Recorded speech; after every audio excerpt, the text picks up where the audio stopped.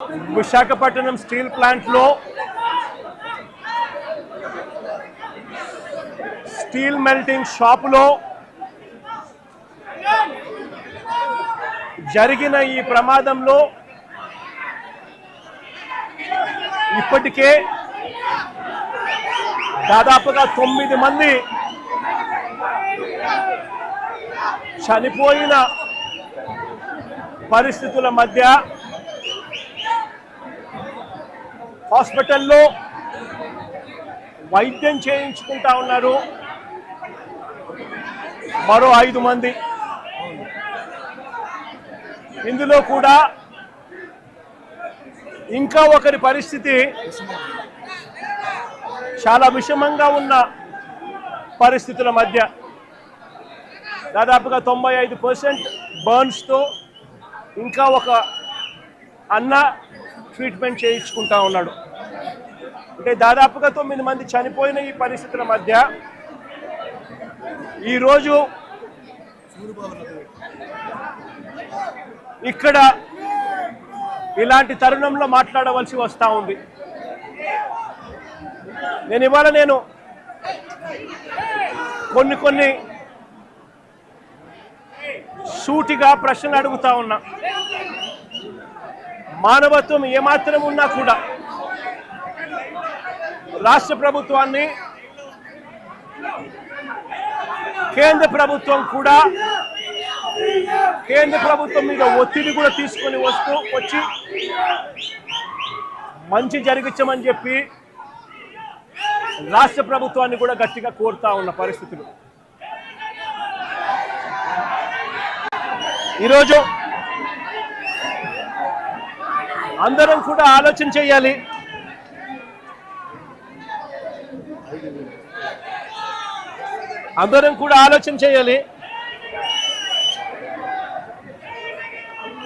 ఈరోజు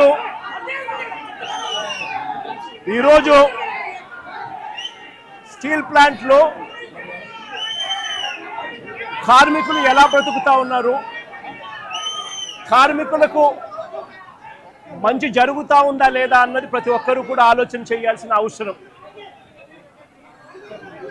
2024 వైఎస్ఆర్సీపీ ప్రభుత్వం ఉన్నంత వరకు కార్మికులు, స్టీల్ ప్లాంట్ ఎంప్లాయీస్ ఎలా బ్రతికే వాళ్ళు, ఇప్పుడు చంద్రబాబు నాయుడు గారి ప్రభుత్వం వచ్చిన తర్వాత వీళ్ళ కూటమి ప్రభుత్వం అధికారంలో ఉన్న నేపథ్యంలో ఎలా బతుకుతా ఉన్నారు కార్మికులు, ఎంప్లాయీస్ అన్నది అందరం కూడా బేరీజు వేయాల్సిన అవసరం ఉన్న పరిస్థితి. ఒకసారి గమనించినట్లయితే ఇదే స్టీల్ ప్లాంటు ప్రైవేటీకరణ అప్పట్లో ప్రస్తావన వచ్చినప్పుడు వైఎస్ఆర్సీపీ ప్రభుత్వం గట్టిగా దీన్ని ఆపింది. ఇందులో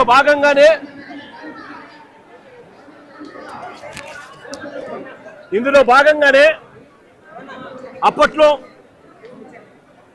2021 మార్చి 9వ తారీఖున ప్రధానమంత్రి గారికి లేఖలు కూడా రాశాం.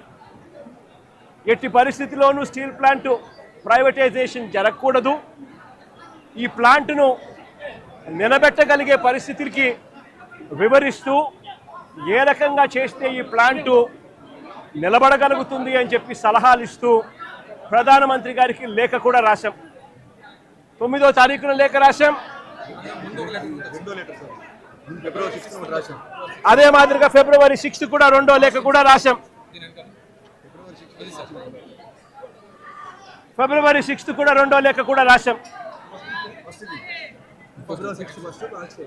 ఫిబ్రవరి 6, మార్చి 9 అది చూపించు.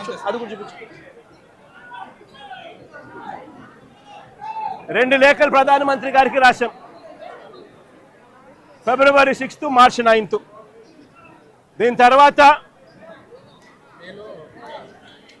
మేలో 2021 మేలో ఏకంగా అసెంబ్లీలో తీర్మానం చేశాం.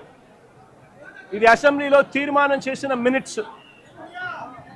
ఎట్టి పరిస్థితుల్లోనూ స్టీల్ ప్లాంట్ను ప్రైవేటైజ్ చేయడం అన్నది అన్యాయము చేయొద్దండి అని చెబుతూ ఏ రకంగా ఈ ప్లాంట్ను గొప్పగా నిలబెట్టగలుగుతాము, ఏ రకమైన మార్పులు చేర్పులు చేయగలిగితే ఈ ప్లాంటు బ్రహ్మాండంగా నడిచే పరిస్థితి ఉంటుంది అని చెప్పి కూడా వివరిస్తూ సలహాలు కూడా ఇచ్చాం. ఈ సలహాలన్నీ కూడా ఇస్తూ అసెంబ్లీలో తీర్మానం చేసి therefore the house unanimously resolves to oppose the decision of the government of India on strategic disinvestment of government of India's shareholding in RINL Visakhapatnam along with the management control by way of privatization. Also resolved to request the government of India to consider the measures suggested by the Honorable Chief Minister of Andhra Pradesh in his letter dated 6th February 2021 and 9th March 2021 to make RINL profitable and remain the pride of Telugu people and the state of Andhra Pradesh. ఈ మాదిరిగా అసెంబ్లీలో తీర్మానాలు సైతం చేసి ప్రైవేటైజేషన్ను అడ్డుకోగలిగాం, ఆపగలిగాం, ఎంప్లాయీస్కు తోడుగా నిలబడగలిగాం. అంతేకాదు ప్రధానమంత్రి గారు విశాఖపట్నం వచ్చినప్పుడు నవంబర్ 12, 2022 సాక్షాత్తు ప్రధానమంత్రి గారి సమక్షంలోనే ప్రైవేటైజేషన్కు ఆపండి అని చెప్పి కూడా ప్రధానమంత్రి గారిని కోరడం కూడా జరిగింది. పబ్లిక్ మీటింగ్లో ప్రధానమంత్రి గారి సమక్షంలోనే. నేను చెప్తా ఉన్నా, ఆ వాలెట్కి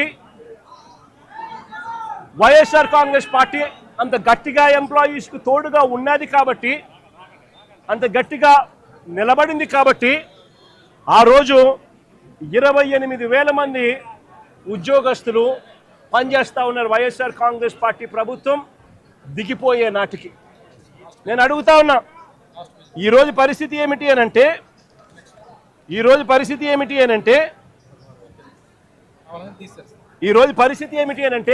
కేవలం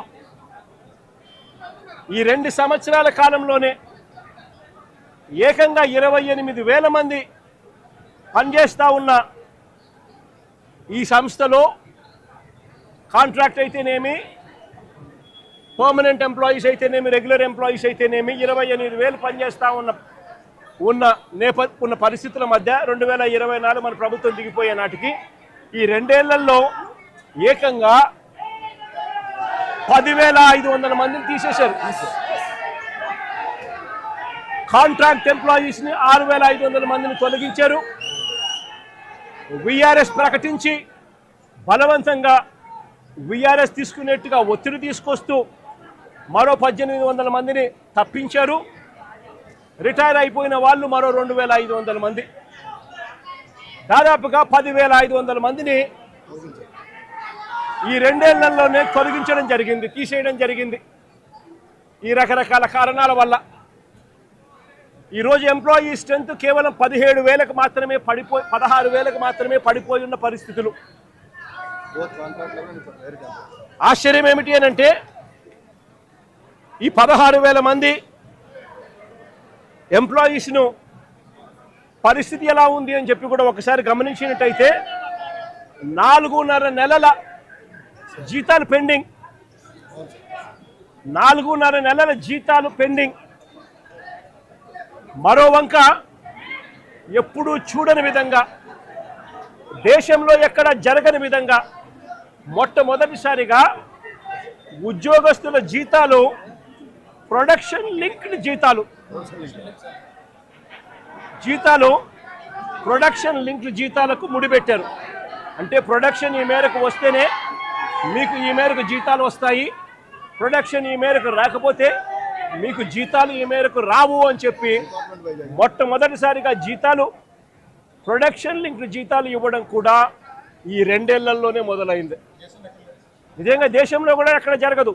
ఎవరైనా పర్మనెంట్గా ఎంప్లాయీ ఎక్కడైనా ఉన్నా వాళ్లకు జీతం ఎంత ఉంటే అంత జీతం ఇస్తారు. ఇక్కడ మాత్రమే ప్రొడక్షన్ ఇంత ఉంటేనే జీతం మీకు ఇంత వస్తుంది అని చెప్పి చెప్తా ఉన్న పరిస్థితులు ఇక్కడ మాత్రమే చూస్తూ ఉన్నాం.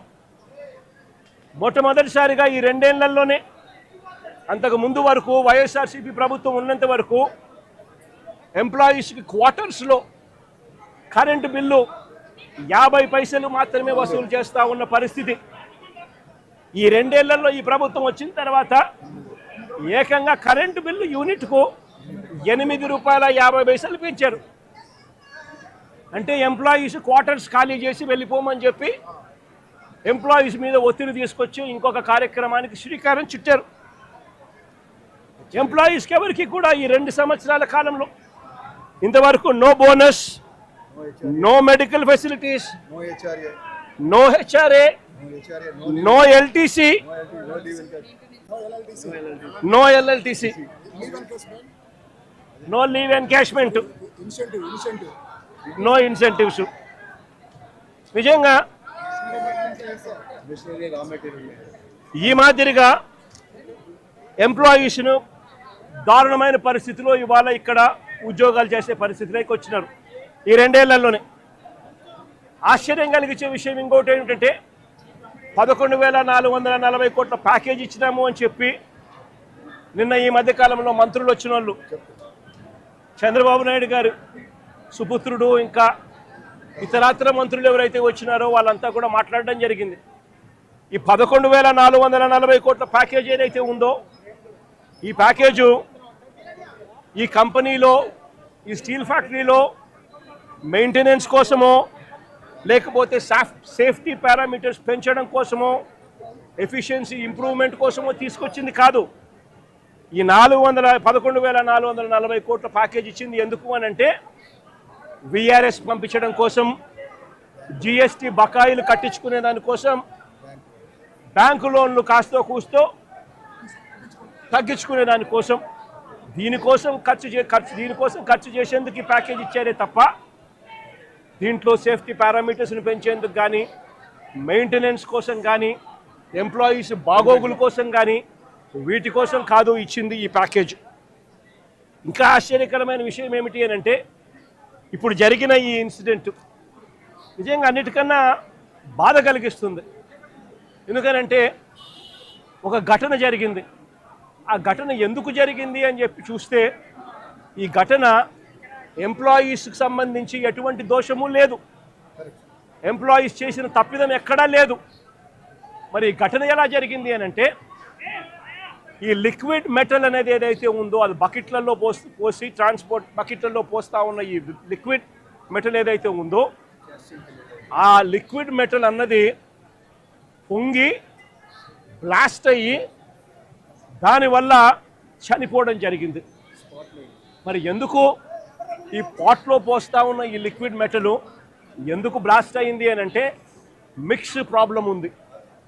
మిక్స్ సరిగ్గా చేయకపోవడము, రా మెటీరియల్ సరిగ్గా కలపకపోవడము, రా మెటీరియల్లో కాస్తో కూస్తో ఇన్ఫీరియారిటీ ఉండడము, వాటిని సరిగ్గా కలపకపోవడం వల్ల రా మిక్స్లో ప్రాబ్లం వల్ల ఈ బ్లాస్ట్ అనేది ఈ రిన్సింగ్ సమస్యలు వీటి అన్నిటి వల్ల ఎంప్లాయీకి అనేది ఎక్కడ తప్పు లేకపోయినా కూడా బ్లాస్ట్ జరిగి ఈ ఇన్సిడెంట్ చోటు చేసుకుంది. నేను అడుగుతా ఉన్నా, ఇలాంటి ఘటనలో మానవత్వం చూపించాల్సిన చోట, హ్యూమానిటీ చూపించాల్సిన చోట ఈ రాష్ట్ర ప్రభుత్వాలు, ఈ కేంద్ర ప్రభుత్వాలు వీళ్ళు స్పందిస్తూ ఉన్న తీరు నిజంగా నిజంగా అమానవికంగా ఉంది, మానవీయంగా కూడా లేదు. ఆలోచన చేయమని అడుగుతా ఉన్నా నేను. ఇక్కడే ఇంకొక విషయం కూడా చెప్పాలి. నా పక్కనే పేరేం పేరమ్మా? మీ పేరేం పేరు?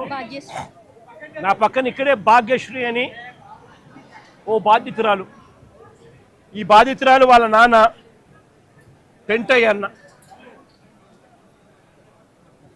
ఇది జరిగి 14 నెలల కిందట జరిగింది. ఇది 14 నెలల కిందట ఇక్కడే ఇదే ఫ్యాక్టరీలోనే ఈ మాదిరిగానే ఘటన జరిగిన పరిస్థితుల మధ్య పెంటయ్యన్న చనిపోవడం జరిగింది.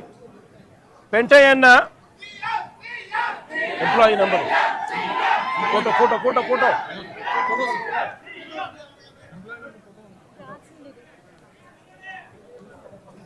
ఈ పెంటయ్యన్న employee number 124185, permanent employee, regular employee. SMS 2లో పనిచేస్తూ ఉన్నాడు, మాస్టర్ టెక్నీషియన్గా పనిచేస్తూ ఉన్నాడు. చనిపోయింది 1/4/2025, 1/4/2025, 1 April 2025 చనిపోయాడు. నేను అడుగుతా ఉన్నా, ఈ పెంటయ్యన్నకు కూతురు, ఇదిగో ఐడి కార్డు, ఈ పెంటయ్యన్నకు కూతురు పేరేం పేరుమా? భాగ్యశ్రీ కూతురు, కొడుకు ప్రసాదు, నవీను ప్రసాదు. చనిపోయినప్పుడు ఉద్యోగాలు ఇస్తామన్నారు, నెలలోనే ఉద్యోగం ఇస్తామన్నారు పిల్లలకు, కాంపన్సేషన్ ఇస్తామని చెప్పినారు. ఇంతవరకు కాంపన్సేషన్ ఇవ్వాల, ఇంతవరకు జాబ్ లేదు. జాబ్ అడిగితే, కాంపన్సేషన్ అడిగితే నిర్దాక్షిణ్యంగా ఫైల్ పోయింది అని చెప్తా ఉన్నారు. నిజంగా ఆలోచన చేయమని అడుగుతా ఉన్నాం. ఇంత నిర్దయగా ప్రభుత్వాలు వ్యవహరించడం ధర్మమేనా అని అడుగుతా ఉన్నా.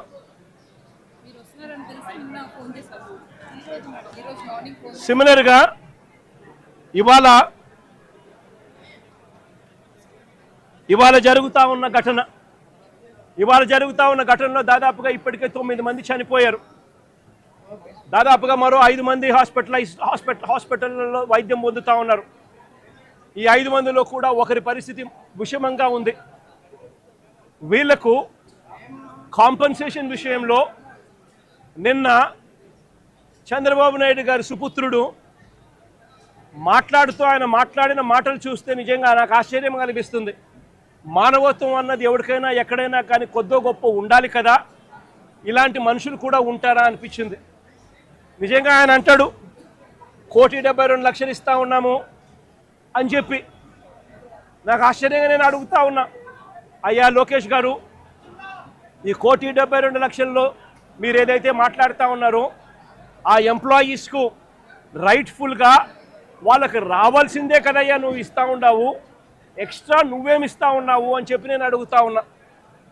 ఈ ఎంప్లాయీస్కి రావాల్సిన గ్రూప్ ఇన్సూరెన్స్ అయితేనేమి, ప్రావిడెంట్ ఫండ్ అయితేనేమి, గ్రాట్యుటీ అయితేనేమి, రిస్క్ ఇన్సూరెన్స్ అయితేనేమి, వీటి నేపథ్యంలో 1.45 crores వాళ్ళకే రావాలా. ఆ తర్వాత కంపెనీనే మరో 25 లక్షలు ఇస్తూ ఉంది. అది కూడా విశాఖపట్నం స్టీల్ ప్లాంట్ కంపెనీయే ఇస్తూ ఉంది.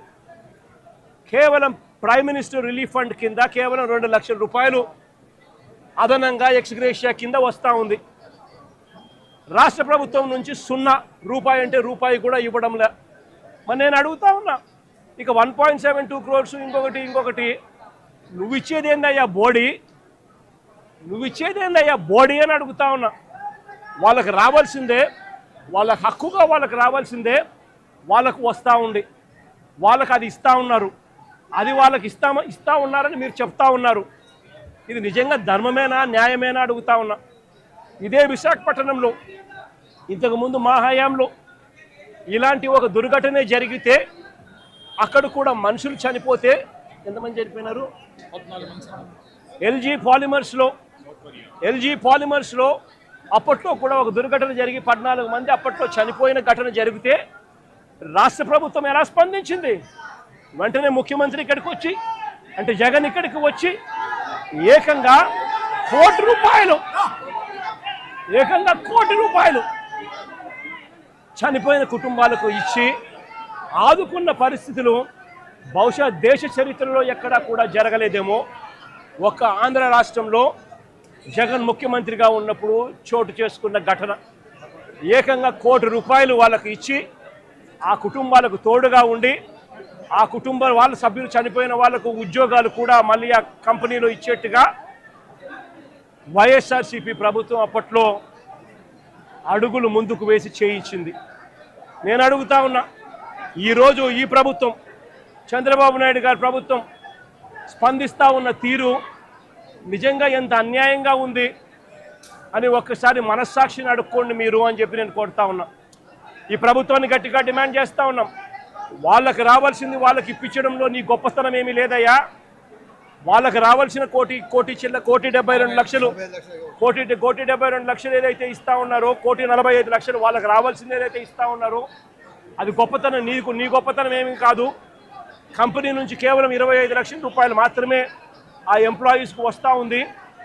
ఈ నేపథ్యంలో నేను చెప్తా ఉన్నాను, అయ్యా అప్పట్లో వైసీపీ ప్రభుత్వంలో ఉన్నప్పుడు ఏ రకంగా అయితే ₹1,00,00,000 ప్రతి కార్మికుడికి ఇచ్చి తోడుగా ఉన్న నేపథ్యం పరిస్థితులు ఏ రకంగా జరిగాయో అదే మాదిరిగా ప్రతి ఎంప్లాయీకి మేము ఇంతకుముందు చేసి చూపించినాం.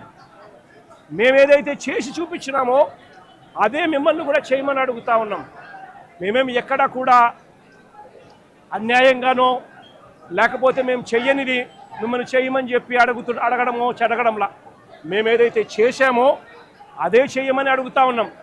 వెంటనే వాళ్లకు ఈ 1,45 లక్షలకు అదనంగా వాళ్ళకి ఏదైతే వస్తూ ఉన్నదో దాంట్లో నీ ప్రమేయం ఏదైతే లేదో వాళ్ళకు సంబంధించిన group insurance, provident fund, gratuity, risk insurance ఈ రూపేణ వాళ్ళకు వస్తూ ఉన్న 1,45 లక్షలు ఏదైతే వస్తూ ఉందో దానికి అదనంగా మరో ₹1,00,00,000 ఖచ్చితంగా వాళ్ళకి ఇవ్వాలి.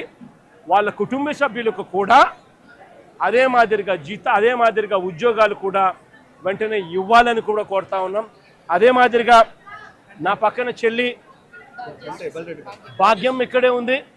వాళ్ళ కుటుంబం కూడా ఇదే మాదిరిగానే సంవత్సరం 14 నెలల కిందట 14 వాళ్ళ భార్య ఇక్కడే ఉంది. 1/4/2025లో చనిపోయిన పెంటయ్యన్న కుటుంబానికి కూడా ఇదే ప్యాకేజ్ కూడా వాళ్ళకు కూడా వర్తింపచేసి వాళ్ళ కుటుంబానికి కూడా ఇదే మాదిరిగానే ఆదుకోవాలి అని చెప్పి రాష్ట్ర ప్రభుత్వానికి, కూటమికి ఇద్దరికీ కూడా గట్టిగా వీళ్ళిద్దరికీ కూడా చెప్తా ఉన్నాం. మరీ ముఖ్యంగా చంద్రబాబు నాయుడు గారికి, మరీ ముఖ్యంగా రాష్ట్ర ప్రభుత్వానికి, ఎందుకంటే బాధ్యత రాష్ట్ర ప్రభుత్వం కాబట్టి వెంటనే చిత్తశుద్ధి చూపండి, ఎంప్లాయీస్కి తోడుగా ఉండండి.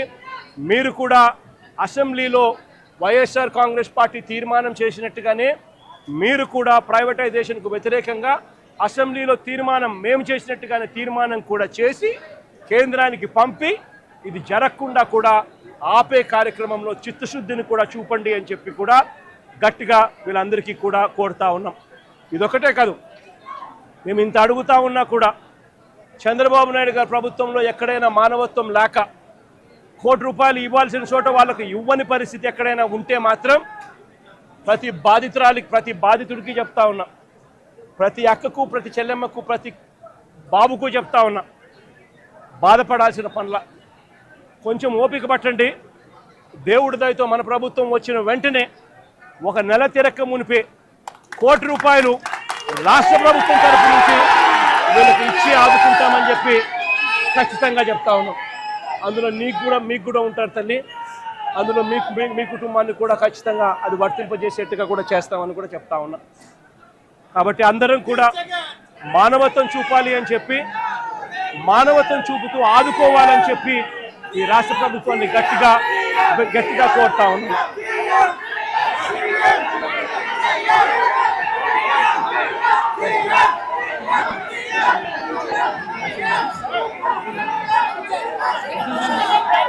Thank you.